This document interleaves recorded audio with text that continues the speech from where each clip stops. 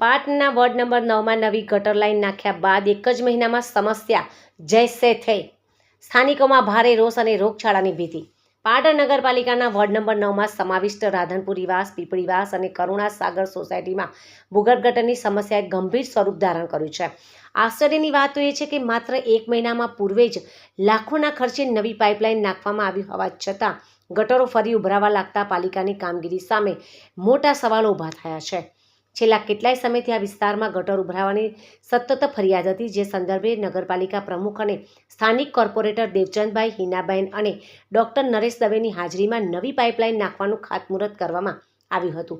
તે સમયે કોન્ટ્રાક્ટરને કડક સૂચના અપાઈ હતી કે કામગીરી બાદ જનતાને હાલાકી ન પડવી જોઈએ. તેમ છતાં નવી પાઇપલાઇન નંખાઈને હજુ એક મહિનો પણ થયો નથી, ત્યાં ગટરો ફરી ઉભરાવા લાગી છે. શાસક પક્ષના સભ્યોએ જ સવાલો ઉઠાવ્યા છે. આ નબળી કામગીરીને લઈને શાસક પક્ષના કોર્પોરેટર ડૉક્ટર નરેશ દવેએ નારાજગી પણ વ્યક્ત કરી છે. તેમણે નગરપાલિકાની ભૂગર્ભ શાખાના એન્જિનિયરને તાકીદ કરતા જણાવ્યું છે કે નવી લાઇન નાખ્યા બાદ પણ સમસ્યા કેમ ઉકેલાઈ નથી. જો આ પ્રશ્ન ગંભીરતાથી નહીં લેવાય અને ઇન્દોર જેવી કોઈ દુર્ઘટના ઘટશે તો તેની સંપૂર્ણ જવાબદારી નગરપાલિકાની રહેશે. તો સ્થાનિક મહિલાઓએ આક્રોશ વ્યક્ત કરતા જણાવ્યું હતું કે ગટરના ગંદા પાણી રસ્તા પર વહેતા હોવાથી અને પીવાના પાણીમાં તેની ભેળસેળ થતી હોવાથી વિસ્તારમાં રોગચાળો ફાટી નીકળ્યો છે. ઘરે ઘરે લોકો બીમાર પડી રહ્યા છે. પાલિકા દ્વારા કરવામાં આવેલી આ કામગીરી માત્ર કાગળ પર જ હોય તેવું જણાઈ રહ્યું છે. રહેવાસીઓની માંગ છે કે આ કામની તપાસ કરવામાં આવે અને તાત્કાલિક ધોરણે સતત ઉભરાતા ભૂગર્ભના ગંદા પાણીનો કાયમી નિકાલ લાવવામાં આવે. અન્યથા આગામી સમયમાં જનતા દ્વારા ઉગ્ર આંદોલન કરવાની ચીમકી પણ ઉચ્ચારવામાં આવી છે. કુંડીમાં પાણી આવે છે, એટલો બગાડ આવે છે, એટલો છોકરા બીમાર થઈ આવ્યા ને. કરુણાનગર સોસાયટી છે ને, એની અંદર ગટરો ઉભરાઈ છે, એકદમ ભરાઈ જશે આખી ના આખી. અમારે પાણી ક્યાં કરે કાઢવું?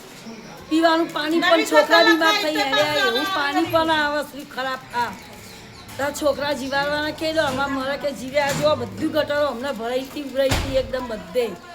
આ નવી લાખી તોય આવી ઉભરા કરતા કે ગટરો બનાવી.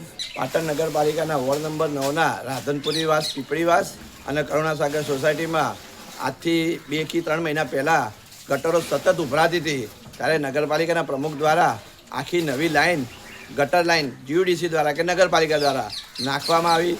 દેવચંદભાઈ, હિનાબેન અને અમે પોતે પણ હાજર રહેલા હતા અને કોન્ટ્રાક્ટરને સૂચના આપી હતી. નવી લાઈન થઈ પણ હજી 1 મહિનો થયો નથી. કામ કઈ રીતના થયું એ ખબર પડતી નથી અને સતત આ લોકોને ગટર ઉભરાવાનો પ્રશ્ન રહે છે. વધુમાં ગટર ઉભરાવાના લીધે ગંદકી એટલી બધી થાય છે, મચ્છરો થાય છે, પીવાનું પાણી પણ ગંદુ આવે છે અને લોકો હેરાન પરેશાન થાય છે અને બીમાર પણ પડે છે. માટે અમે નગરપાલિકાના ભૂગર્ભ શાખાના એન્જિનિયરને વિનંતી કરીએ છીએ કે આ પ્રશ્ન ગંભીરતાથી લે, નહીં તો પછી ભોપાલ જેવી દુર્ઘટના થાય તો જવાબદારી નગરપાલિકાની રહેશે.